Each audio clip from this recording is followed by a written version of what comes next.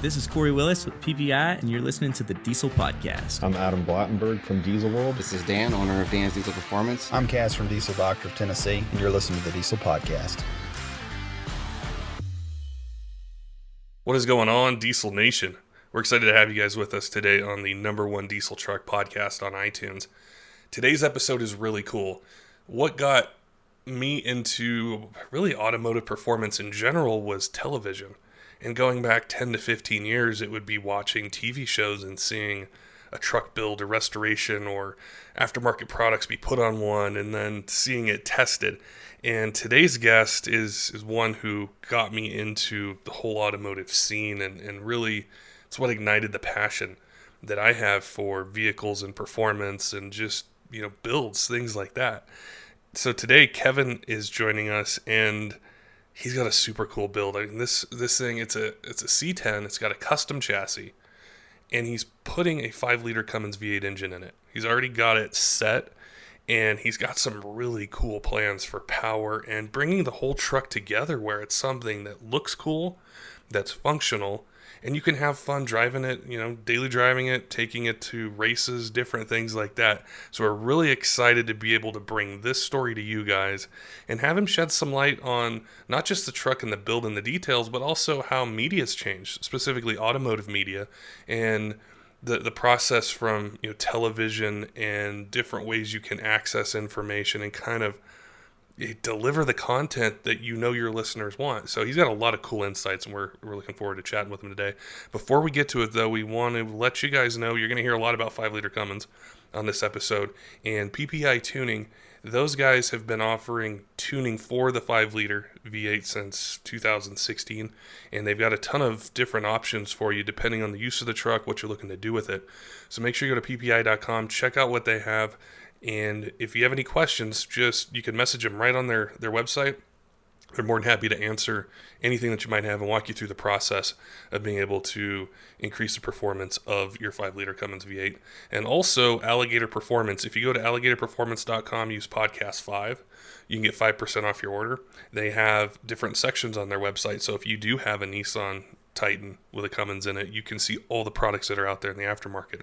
Or if you got a Ford Power Stroke or a 6.7 liter Cummins or an L5P or LML or LB7, anything that's out there, the diesel, they have it. So go to alligatorperformance.com, use podcast 5 at checkout, and get 5% off your order. All right, let's get to the podcast with Kevin and learning more about this custom build. Kevin, it is fantastic to have you on the Diesel Podcast today. I'm definitely a longtime fan, so I'm really excited to be able to chat with you. I remember watching TV shows back in the day and learning things I didn't even know that I needed to learn about auto body performance and cars and things like that. So it's an honor to have you on today. Well, thank you so much, Patrick, and you and me both. I come from a background of watching TV before I was, producing and hosting television as well. So I'm right with you, man. I'm a fan.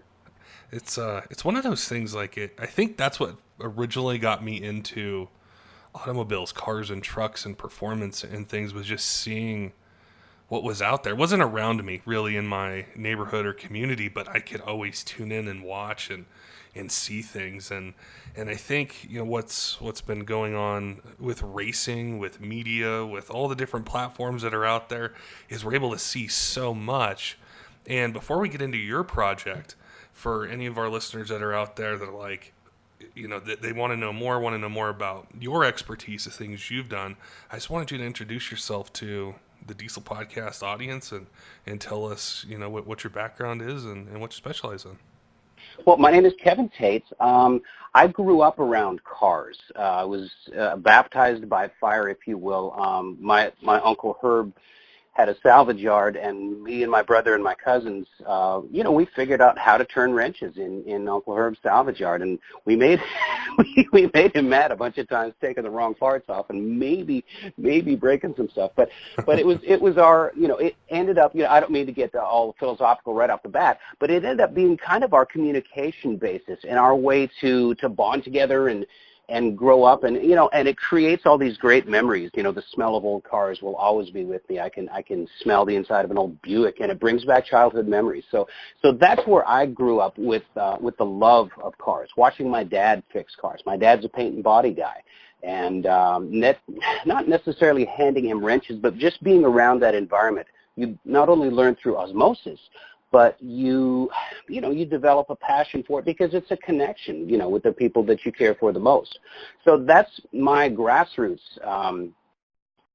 connection to automotive and all things, vehicular. And when I decided to get serious about a career, I had this in my blood, and I really focused hard on the collision repair aspect of automotive, automotive everything, and became the best paint and body guy that I could, so I could take care of my family better. And from there, I have also a background in performance. I tried to be Van Halen for about 10 years. we see where that went. But so you never really love you never really lose that that passion for performance as well. So I ended up producing instructional DVDs on fundamental techniques for auto body repair.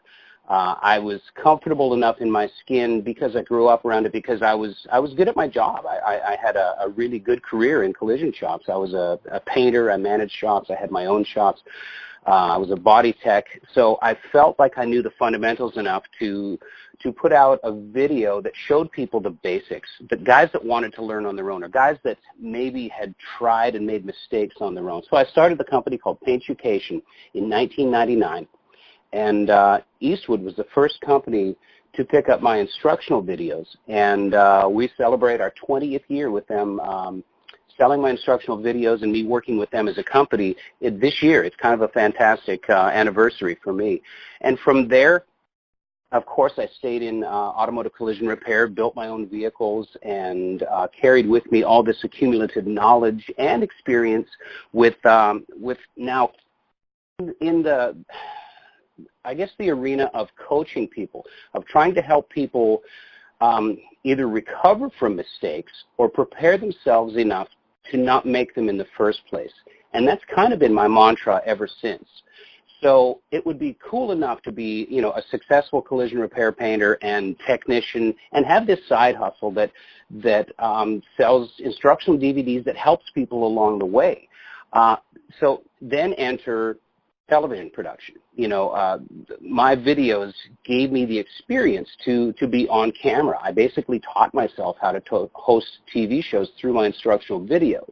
And coming from a musical background, I was unafraid of a recording studio, and a TV studio is really nothing more than a recording studio with video cameras in it. So it was an atmosphere that I was comfortable in. I could walk in and assume that role. And since I had the technical background and technical knowledge from my life, the two worlds kind of blended together. And Patrick, you talked about watching the TV shows and thinking how cool that would be. Yeah. We've all had daydreams. We've all wanted to be, different things. And after I decided to do the instructional video company, and it was getting some legs, I kind of set my goals a little bit higher, and I thought, wouldn't it be fun to host one of those shows? And I was kind of confiding in one of the guys that used to be at Eastwood, and shut me off. I'll talk all day about Oh, no, this is good stuff. No, for sure. Thank you. But I was talking with one of the buyers at Eastwood, and I said, his name was John Sloan, and he's a great guy and a wonderful man. And I said, John, I'd like to host one of those TV shows, and I don't know who to talk to. And so he gave me a couple of names of people that Eastwood as a company advertised with. One of them was a company that produces Dennis Gage's show. Is it My Classic Car? I think it is, yeah.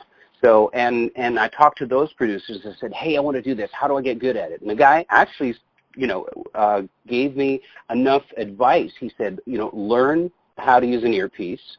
I didn't even know what an earpiece was. And he gave me some pointers and took time out of his day to say, here's what you need to be good at. And then, throw your resume out there.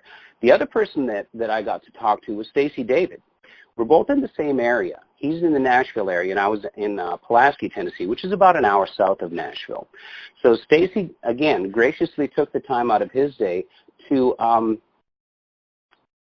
to talk to me, and I just said, hey, I kind of want to do what you do, and have you got any advice for me? And he said, well, blah blah blah blah blah. So I boldly asked him, I think, if I could be on his show, and he said no, but I tell you what I can do. He said, if you want to work with me on some projects, I can help you promote your videos on my show. And I said yes. I said yes immediately. So Stacy and I worked together on a couple of different projects. Basically, I gave him world-class paint jobs, and he mentioned my DVDs on television. And it was fantastic. It taught me the power of television right then and there, because it was amazing. We went from shipping videos out of the spare bedroom of my house to when Stacy dropped, we did a video tour of, first it was a square body Blazer, and then the Copperhead pickup truck, both gas burners, sorry about that.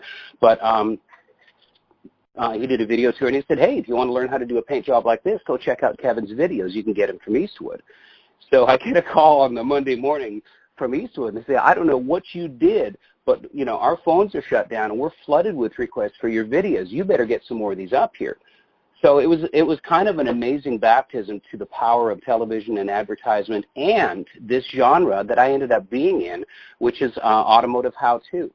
So that kind of that inspired me to really seek that goal of being a TV host. And again, I was familiar enough with being in a recording environment to be comfortable in that avenue. And again, through Eastwood, they connected me with some producers at the DIY network. So from there, I was given the opportunity to be a credible walk-on guest and talk about, they had a couple of automotive shows at the time. They've since scrapped everything automotive and gone to all home improvement. But I was a host on I was a guest on classic car restoration with Steve Mignante. And Steve was the host of the show, and I was the paint guy, and I came on, and, we did some projects and stuff like that. Well, that got me introduced to the executive producers over at a company called River Media that was a subcontractor to DIY Network. And when they were casting for a new show, I was asked if I was interested in throwing my hat in the ring, and I said, yes, I would. And, long story short, I got the gig. I hosted a show called Classic Rides for 2.5 seasons on DIY Network. And after the half season, which was, it wasn't like I got fired, it was a mini season on, honestly, it was restoration of a Vespa scooter. So, yeah, I chuckled too. But and I jest about that. So our first season on Classic Rides, we restored a 65 Harley Electric Glide. Way cool. First year of electric start, and still had the kickstart. Pivotal motorcycle in Harley Davidson history. Fun thing, got to ride it. The second season that we did an Airstream trailer. And I remember thinking, oh no, man, we went from a cool Harley motorcycle to an Airstream. Man, what? So I was unabashedly disappointed until I started really digging in, doing my homework on the story of Airstream, which is, if anybody listening ever gets the chance, research Wally Byam. He's the guy that invented Airstreams. He is the classic American dream story. It was fantastic to do the homework and learn about the history of Airstream, and it's literally more like an aircraft than a travel trailer. And it was a really interesting learning curve, and I ended up loving doing that series after that. And then we did Vespa, and Vespa was an interesting story in itself. So I've always been kind of a nerd when it comes to history, and I'm sort of a sponge when it comes to learning. And I just really enjoyed soaking up the stories and the backstories with those things. So it made me, being a gearhead car guy, restoring an Airstream okay, because it was a cool story. It was fun stuff that I could show how to do with my hands, and it was a fun gig on TV. So I will circle back with all of that to the story of Mr. Cummins, who ended up putting a diesel in an old Packard to prove to his banker that he had a viable concept of diesel engines in passenger cars. So again, the quintessential American dream story, the American success story, written over and over again by entrepreneurs. And So I guess that's why you're talking to me here at the Diesel Podcast, and it's kind of a cool full circle moment, sort of. Oh yeah, we hear from, on these episodes we chat with entrepreneurs, we talk with shop owners, diesel fans, people who do restorations, and it all starts with that connection. And I remember way before I even knew what Diesel Performance was, or even what a Cummins or Duramax or Powerstroke was, I remember watching you and Stacy David, and that got something turning in my head of, this is really cool, I want to learn more. And then it just kind of grew from there. And it was not long ago, I'm on Instagram, and we had Josh from CFT Performance on the podcast recently. He's got a really cool Nissan Titan with a Cummins, 5-liter Cummins in it. Does some really cool stuff with it.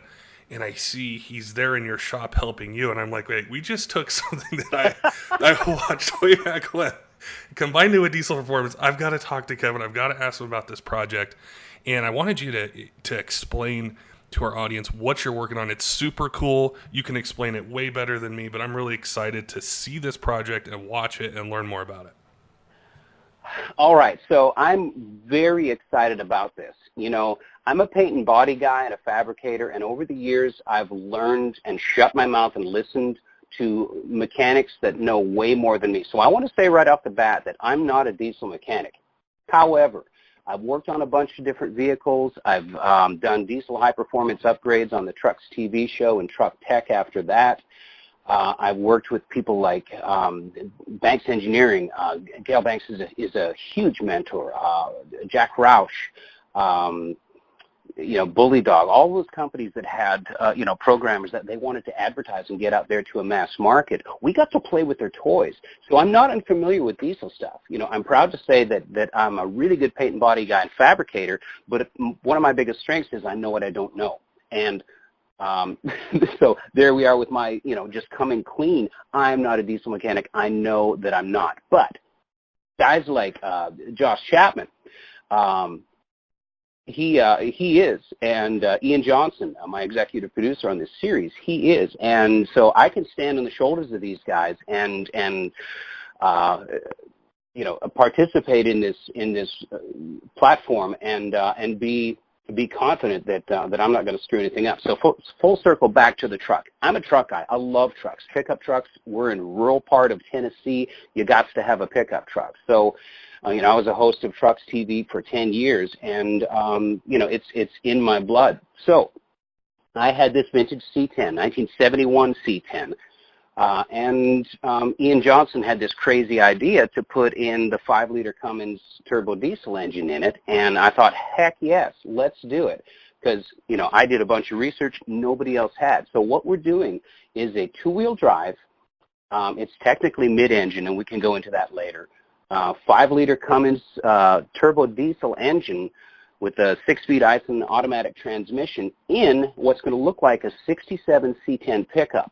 I love pro touring and the whole twisty roads. I love drag racing too, but I like a vehicle that stops, steers, and starts and goes really dang fast and brakes really well too. So we're going to do this with this pickup truck. So I hear myself talking and I'm bouncing all over the place because I'm stoked over this thing. We're going to have an incredibly high-performance vehicle that is unique. I've never seen another one in a C10 truck. I'm talking about the Cummins 5-liter. And it's kind of an emerging platform that guys like Josh at CFT are brave enough to dive into and pull apart and see how they can improve it. So I kind of feel like we're on the ground floor of a really cool aftermarket swap into vintage pickup trucks with this modern 5-liter, basically small displacement V8 turbo diesel engine. So that's what we're doing. The project sits on a Schwartz Performance chassis, fully boxed chassis, all race car stuff. There's spherical joints on every suspension component. There's not a bushing on this thing. It's a triangulated 4-link rear axle with a full float 9-inch rear end, 35 spline axles. fully boxed frame, lots of tubular members, Flaming River power rack. It's an FLA suspension system, but it's got a stabilizer arm rather than a full V lower control arm. 14-inch 6-piston caliper bare brakes all the way around it, and it is a super functional chassis that's made for a short wheelbase C-10 pickup, 67 to 72. So from there, we took the cab from my 71, plopped it on there, and cut a giant hole in the firewall to fit this engine in, and we're building the truck around the 5-liter. So if you want to watch something interesting and how to reverse engineer and reskin a vintage pickup truck to encapsulate a stupidly large giant diesel engine, then watch Hands on Cars. What is so cool about that platform is, and I think exactly what you mentioned is, yeah, it comes in the Nissan Titan right now, but there is such a huge, passionate aftermarket to swap engines. And especially on the diesel side, it's always been, well, take a 12-valve Cummins or 5.9 common rail or a 6.7 Cummins. But it's like this 5-liter, it's a different package. It's exciting, it's new, and it's so cool to see the aftermarket and all the companies and people like yourself jump in to say, hey, this is new, it hasn't been out long, but there's so much technology and understanding that we have about these other platforms. Let's combine it. Let's make something really cool and inspire other people out there to go after their own project. Well, I mean, if you look at all the YouTube videos and people that are whining about this Titan truck, the Titan XD, and with this and that, and blah, blah, blah, I don't like it. You know what? Trial by fire here. Ian Johnson's got a 2018 Titan XD 4-wheel drive. We have dragged an open car hauler across the country almost 3 times with his truck.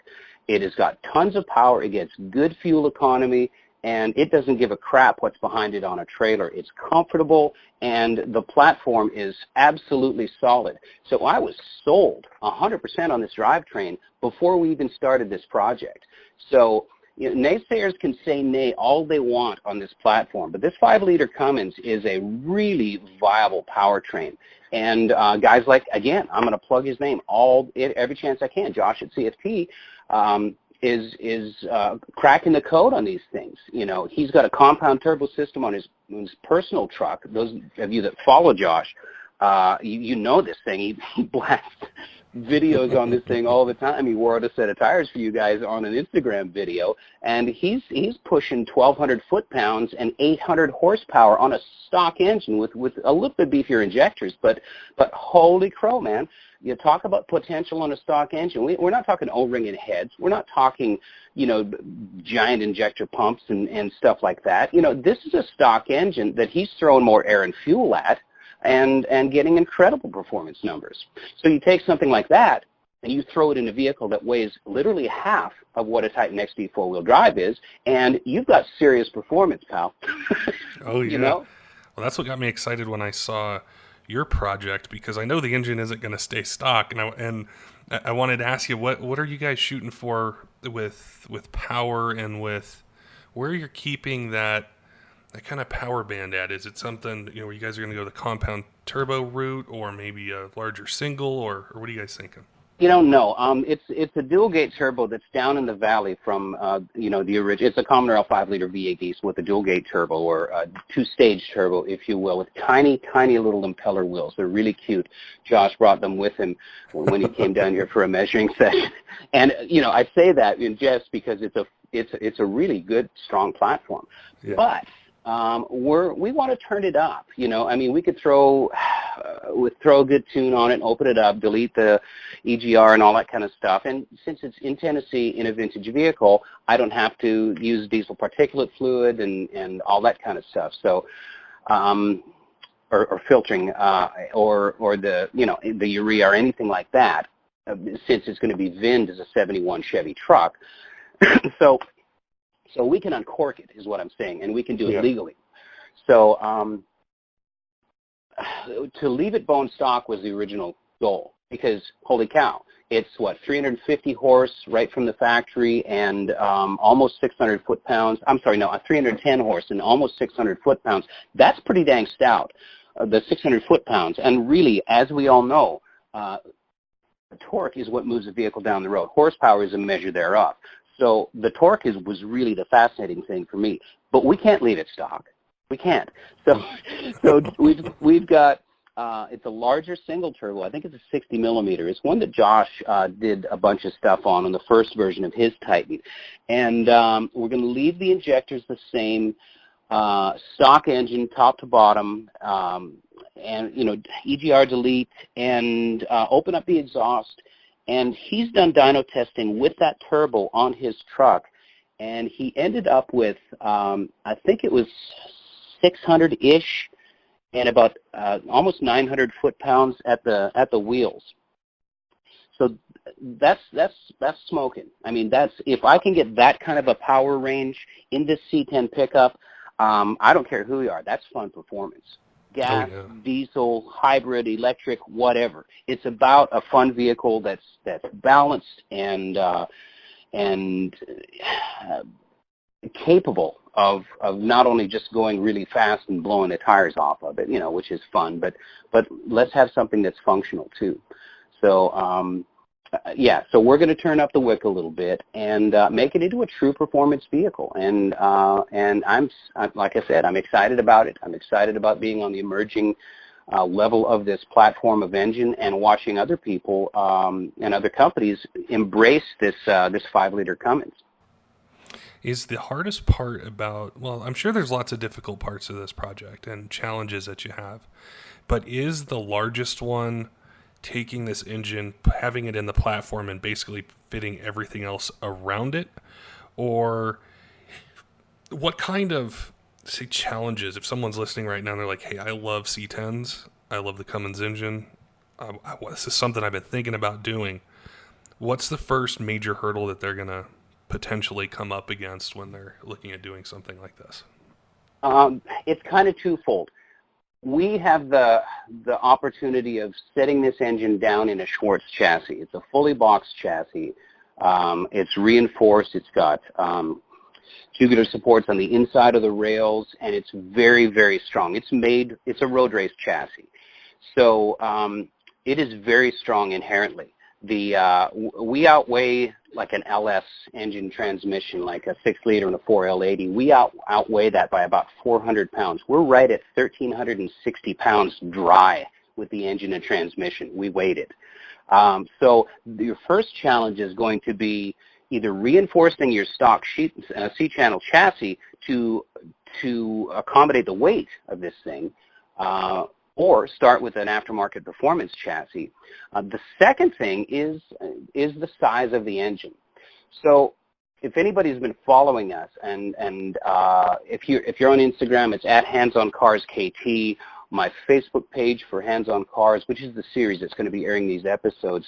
My Facebook page is Hands on Cars with Kevin Tetz, Tetz. And you can see the different photos of this thing as it's being constructed. The engine setback is ridiculous in this thing. So the second challenge is the sheer size of the engine. Now the accessory drive is like a truck LS engine. The accessories, AC pump, and the alternator are low and outside. So I didn't have the time, and we didn't really have the opportunity to redesign the accessory drive into like an upper Fiat or anything like that. So we went with the original placement of the accessories for a couple of different reasons. I wanted a stock belt configuration, and we kind of fell into an opportunity to have it set way back, and that helps us with weight bias. So just like in the LS platform, somebody will come along and redesign the accessory drive on this engine, or somebody that has a measuring tape and a good welder can redesign their own accessory drive. Or we could have lobbed off the air conditioner pump and had an air conditioner truck that I could drive in the fall and spring. And I wanted all the accessories. I want this thing to be comfortable. It's a street truck. So the other challenge, and I know I'm speaking in very long sentences, and I apologize for that, but the other challenge is the width and depth of the accessories. So what that forced us to do is set the engine back far enough to where the frame rails are parallel, and they neck inward right before the shock tubes, or shock towers, if you will, on this Schwartz chassis. And so basically what we did is we set the engine where it would sit and where it would have a nice, happy home, and quite honestly set it in place where practically the only place it would fit in this chassis, and then locked it down. Made sure we had a 3-degree pitch back, had it parallel and even side to side, and centered as much as possible in within the frame rails. And then we set the cab back down on it and started marking and cutting. So challenge number 1, get a strong chassis. Challenge number 2, find a place where this silly thing's going to fit or redesign the accessory system.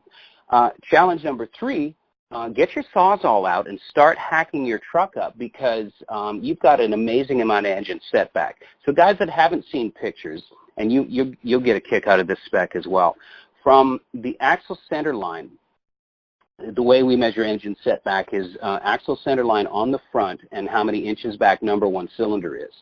So on this V8 liter, our axle center line to probably about the middle of number 1 is it's like 10 inches. So we've got between where the stock radiator goes and the front of the accessory drive is 27 inches of engine setback. That's this giant cavernous hole that we have. That's how much we've got this engine set back.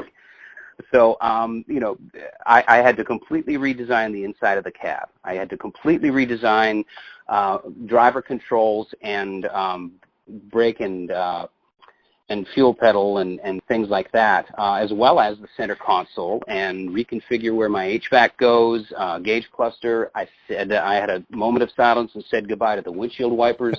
And so, you know, hot rodding, I love this quote. I can't remember whose it is, but hot rodding is nothing more than problem solving. So, you know, we've set up a whole crap ton of problems, and we're solving them one by one.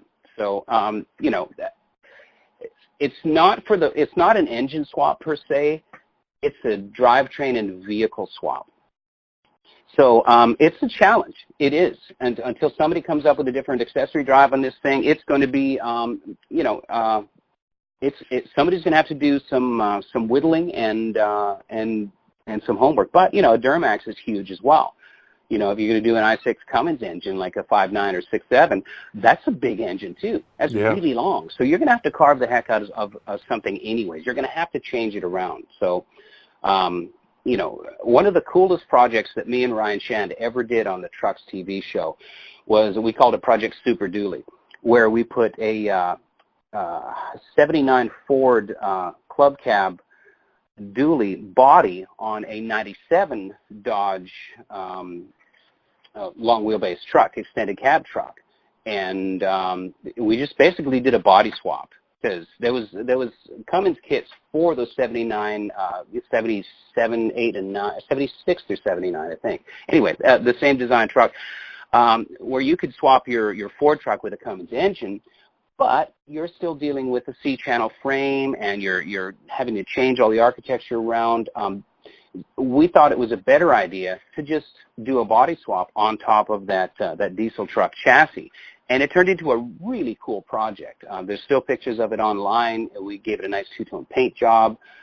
We had all kinds of great opportunity to make great television about it. And that particular project was a very popular one for us, and you know, got to do things like, I don't know, just see what we can do with the mechanical limits of that 12-valve Cummins and what upgrades we can do. We did like a pump upgrade. Of course, we did the dowel pin fix and all that kind of stuff to give it another 500,000 miles, and just did all the mechanical upgrades we could, since it's not an electronic engine. But the benefit of that engine, as you guys know, is the fact that you need a ground power and an on switch for that thing. You could put that engine in a shopping cart if it would hold it. So, you know, it's relatively simple to, you know, to do an engine swap with that truck. But anyway, so it was big fun doing that. But it was a giant engine. So the thing about this, the 5-liter, is that it's lighter, and although it's taller and wider, it's more compact. Anyway, am I answering your questions at all? Oh, 100%. Yeah, I have all these ideas in my head. I'm thinking, oh, there's so many cool things that are gonna happen here, and this is where I turn into more of a fan, is I want to watch this. And I wanted to ask you, so as we go, forward through the summer, where can I go to watch what you guys are building and be able to see this project come together? Well, I'll tell you where to watch it, and then I want to talk about how we came to the place of where we're distributing this content. And you and I talked briefly about it yesterday, but it's fascinating to me, and it's an interesting place to be.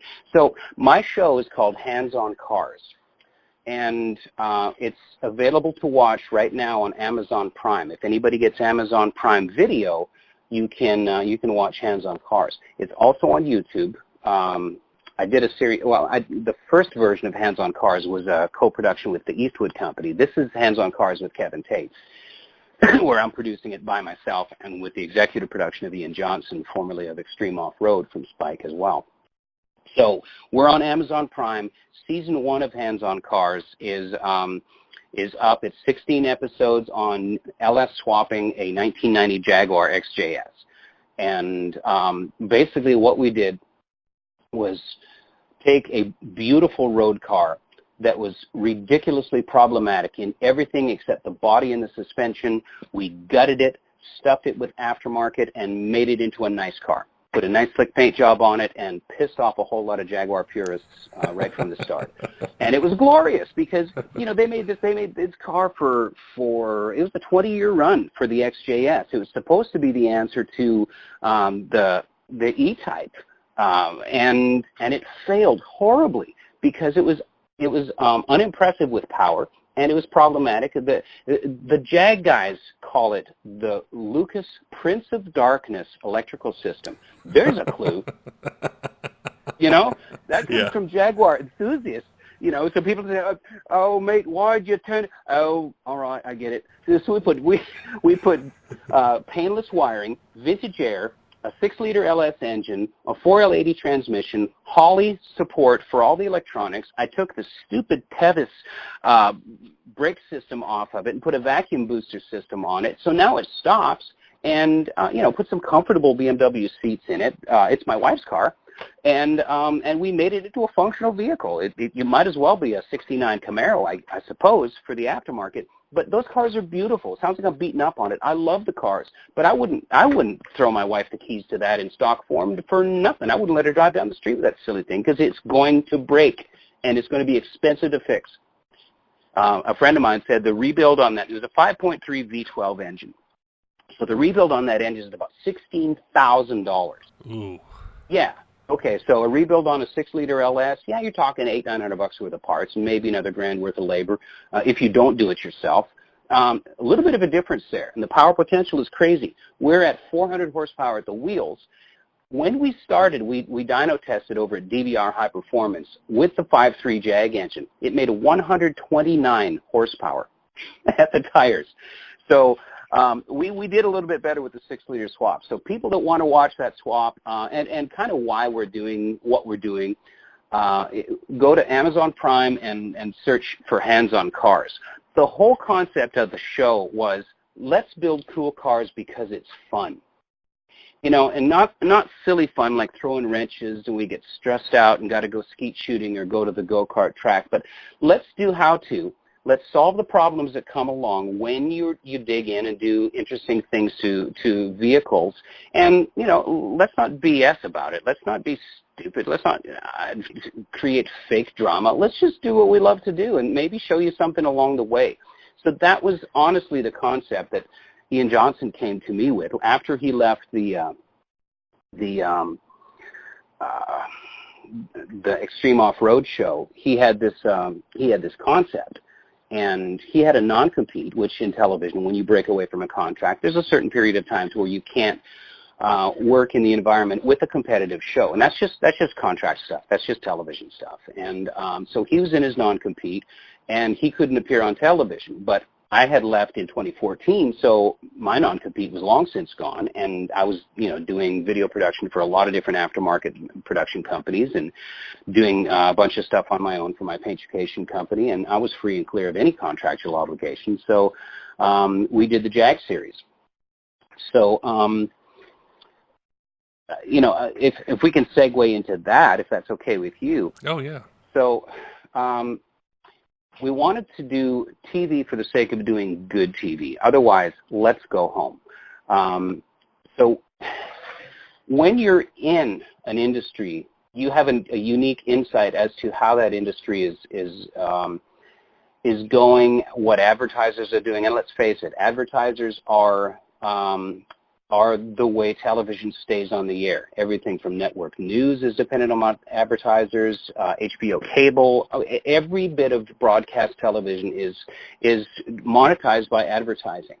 So when you're on the inside of this industry and you see that advertisers are figuring out that it doesn't work anymore, they're looking for alternative ways to engage their customer base. And there's nothing wrong with that. I mean, you have to let people know if you've got a new cold air intake, or if you've got a new exhaust system, or there's Bully Dog's website's got a high performance DPF and stuff like that. So you got to let people know about that stuff, and that's where automotive advertising comes in.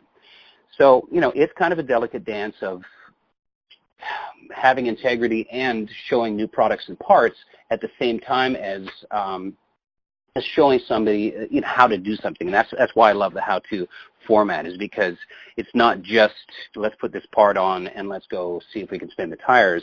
Yeah, we do that, but we're going to show you how to put the part on and maybe how to fix it if it breaks. So that's why I love the how-to stuff. So me and Ian wanted to keep doing this. So the experiment was, where do you put it? Well, different indicators and clues showed us that more people are watching automotive content on app-based digital platforms like computers or phones or iPads or devices like this than are watching cable television. I think it's like 2 million people a year are stepping away from tethered cable. It's a dinosaur that hasn't fallen down and turned to oil yet. And advertisers are scrambling, trying to find the next way to advertise and get their products in front of the people where they're watching it. So Ian's thing all along, and I get people ask me this, when are we going to see you on TV again? It's a very flattering question because, people liked what we did, and I really enjoyed that format and doing television. I love the process of it as well. But I know that people are stepping away from cable. So when the opportunity came up to do social media shows, it was really interesting to me. So Ian's concept was, let's do 4 to 6 minute episodes, no commercials, extremely high quality production value, and good TV. So it's stripped down enough to where it's all meat, no fat. And we don't have time for commercials, and the shows are sponsored by advertisers that are title sponsors with product integration. If Amsoil is a sponsor, then we're going to put Amsoil oil in the crankcase. So that's how it's monetized, from advertisers wanting us to produce the TV that we wanted to in short formats. So as you know, a 30-minute television show is divided into 4 segments. Each segment is about 2 minutes and 25 seconds long, so the rest of it is commercials. We've got 20 minutes, about maybe 3-minute segments. Yeah, so we got 20 minutes of TV in a half-hour show. The rest is commercials. So you got 4 segments anyways.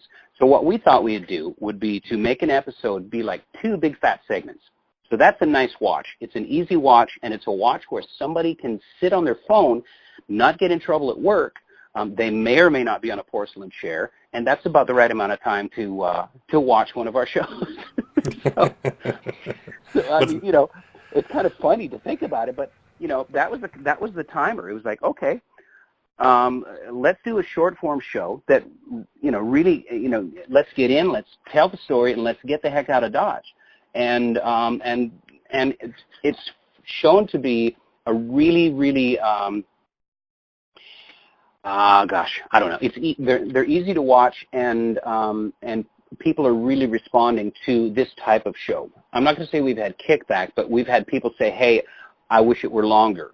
And What we're doing is when they're on Prime, we're going to be combining them into multiple episodes to make a little bit longer show, maybe a 15-minute show. But for the episodes that are designed to be on social media, they're still 4 to 6 minutes long. So back to the delivery mechanism. The way we put the shows out is we put them on Facebook, and from there they go to Instagram TV. And then they go to the title sponsors' YouTube channels. And from there, once the series is run, whether it's 12, 14, or 16 weeks, depending on the subject matter, then they get housed on Amazon Prime as a bingeable format. So again, we're in a space in television to where it's not a YouTube video made with an iPhone. We pay, between Ian and myself, we've been in cable TV for, 15 years each. So you got 30 years of accumulative experience. If you're paying attention at all, you learn how to produce TV. So we were, and we have, and we do. And I'm very proud of the TV that we produce because it's nice quality. It's good quality stuff. And that's where we're at with our shows. What is so cool to me and interesting is I fit that demographic. Like I don't even watch cable TV anymore. I use apps, and whether it's going on YouTube or Amazon Prime or something like that. And I think as consumers of information, we don't like the commercials either. I remember way back when, it's like you build up to this point and you go to commercial break and I'm like, come on, come back. I want to see what the guys are doing. And now we want to find that outlet where we can watch it, get the information, and there's a hunger for it. And I think when you're telling me about your experience and the vision that you and Ian had for this is I wasn't trained in doing podcasts. It was something where I was like, I enjoy talking to people who build things, who make parts, who race, who restore, have these emotional connections to a vehicle. And I just want to talk about it. So I've always looked at it like just an enthusiast, and I can appreciate that, and I gravitate towards that in other platforms. So I'm really excited to see not just what you guys are doing with the C-10, but this vision that you guys have for it, which I think is going to do really well with all of us who are enthusiasts and passionate, whether it's diesel trucks or cars or off-roading vehicles or anything like that. Well, I'm excited about it too, Patrick. And you're not alone. You are, people are changing the way, television, you don't have to sit down and watch it anymore.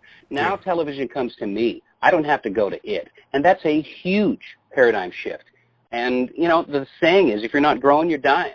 And if you're not changing with the way people are consuming content, then you're going to end up dying on the vine. And, it happened in the audio industry. It happened in the music industry. It's happening with television right now. The first movie at Cannes Film Festival, completely shot on an iPhone, was 2 years ago. A motion picture. So this video revolution is happening now. High-quality video has never, ever been more accessible. It used to be that you had a $100,000 camera with a $60,000 lens when I started doing television. It ain't that way anymore. You can get nice 4K, ultra-high resolution in a $1,000 camera. It's unbelievable. So people now have the opportunity to create their own content, but also, moreover, they have the opportunity to put it somewhere else where it's not going to cost you an arm and a leg to have it produced or housed. Or somebody sitting in a chair in an office that's been paid for by millions and millions of other people is not going to wave their magic wand and say, I like this one, I don't like that one, I like this one, I don't like that one. No, you look too much like that one. That happened to me in the music industry, and it was purely dictated by A&R label heads and things. It had nothing to do with what kind of music we were making. It had everything to do with how they wanted to manipulate the buying public. That is a paradigm changer that happened as well. Napster changed everything. The proof in that pudding is that there's no more record stores anywhere. Your main, you told me yesterday, your main outlet for your podcast is iTunes. Well, that's the record industry now. That's where people are consuming this stuff.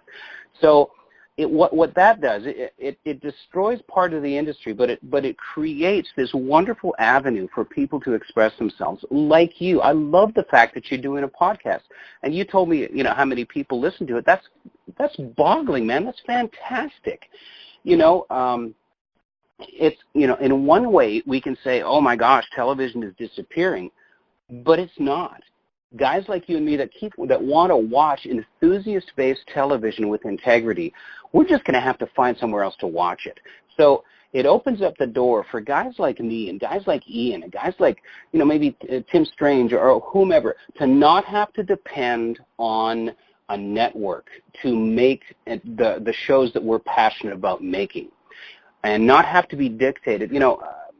I don't want to throw stones because I'm friends with a lot of guys on some of the other shows, but I am so glad that I'm not forced into creating programming that fits into a template that I don't agree with. And I'm trying to be careful with my words because I don't want to make anybody angry and I don't want to sound judgmental. But there's a reason that I'm not on a cable TV show right now. It's because I've turned a bunch of them down because I don't want to do that type of television. I'm not better than that. It's not where my time is served best. It's not where my passion is served best. And as we get not younger, and I'm as not young than I used to be, I find that my time is more of a currency than anything else. And, I don't want to make that type of television. So along comes Ian Johnson and says, hey, let's do it the way we want to do it. You know what you want to say. You know how you want to produce it. And, let's do it how we want to do it. I said, heck yes. Both barrels, all in, jump in, both feet. So I'm hoping that this format has legs, if you will, and keeps on going. And the numbers are measurable and they're quantifiable. The first season of Hands on Cars, while it was airing from week 1 to 16, we reached 3.4 million unique accounts, and we had right at 2 million views accumulative. Wow. As it sits on Amazon Prime, we're streaming 1,000 to 1,500 streams a day without advertising it because people are just finding it. And that, to me, is incredibly powerful. I talked about where the power of television was shown to me by Stacey David. The other paradigm shift that's happened was last year when the power of social media and engaged viewers was shown to me by this mechanism that we're participating in. And you and I are sitting here talking and having this conversation because of that. And it's unbelievably great. It's wonderful. The challenge is monetizing. And that's it. But, as we said before, advertisers are figuring out that where enthusiasts are is not locked in front of a cable TV set. Now, the enthusiast has a TV in his garage. He's watching YouTube on his phone. He's looking at, so that's the key right there is you gotta meet people where they are. I love that saying. And where people are right now consuming automotive television is iTunes, it's Instagram, it's IGTV, it's Facebook, it's YouTube TV. It's all these social media outlets that give guys like you and me and everybody listening the choice to watch good quality programming and not be a slave to the dang cable remote. That's quite expensive. Thank you. Well, that's something as well that freedom and it identifies with a lot of our listeners are shop owners or they work in the industry, and they've told me that same story themselves. Like they worked at a dealership and they had this passion for wanting to, build trucks and lift them and do performance, and they needed to get that freedom. And I know that message is definitely going to resound with them. But then also from the truck owner standpoint is, we have a ton of Cummins fans and Duramax fans and Power Stroke fans, and they might not want to, have to sit through something else and maybe get 5 minutes of it. They want a place to go to listen and absorb the content that they want. And that's where I think what you guys are doing is really exciting. And I look forward to seeing it and all these insights. We get to all the caveats, traps, and opportunities of restoring a vintage truck. Yeah, we're going to show you how we did it. And we're going to show you how we integrated this brand new platform and this drivetrain into this vehicle. On top of that, moreover, we're going to show you how we whipped a little bit of power out of it. There's a lot of Titan XCs on the road, and there's a lot of guys that want to go into that next phase, that day 2 phase, where you pump up the wick a little bit. So here comes Josh at CFT, And, he's on the ground floor of all this stuff, too. I don't know of anybody else that's offering the performance upgrades that he's offering. So power to him, man. Thank goodness for Josh coming along. And again, we found each other on Instagram. And I said, hey, man, here's what we're doing. Are you interested? And he said, yeah, I'm interested. This is fun. And so it's a very cool format to operate in. So guys that are listening, if you want to see a glimpse as to how we did all of this stuff, watch the series. It's called Hands on Cars, even though we're working on a truck. But hey, that's how we are. These insights they're so cool. I know that this episode I'm going to have to absorb it and listen to it a bunch of different times because there's so much great info about this build and about how to look at it and all these different things. So it was really cool to chat with you today, and it's kind of a lifelong thing. Like I remember watching auto body things and I'm like, oh, that's how I paint, that's how I do this, that's how I do that, and to be able to chat with you about a C-10 with a 5-liter Cummins in it and how to fit it and everything like that, it's just it's so cool. Well, thank you, Patrick. I really appreciate you reaching out to me, and thank you for letting me into your world. The diesel high performance world is, I'm not going to say it's new to me, but it's not where I hang my hat. And guys know that, and I'm unashamed in saying that I'm not a heavy duty diesel mechanic. My brother is, but I'm not. And it doesn't mean that I can't participate. It doesn't mean I can't be an enthusiast. And the thing that I like the most about this being on the ground floor of this platform with this 5-liter is that the learning curve to me is just fantastic. So thank you for allowing me into your world. And Josh has been awesome, and he knows that I'm a little bit green when it comes to electronic interface with a powertrain with 5 different control modules and all that stuff. So it's a cool thing for me to be on your podcast and in this world with my foot in the water and learning. The learning curve is incredible, and I've learned to really enjoy that and see problem solving as creating solutions instead of getting myself out of trouble. So I don't know. Thank you for letting me babble on endlessly about this stuff, and of course thanks to Plessy Cummins for starting this whole thing in the first place, right?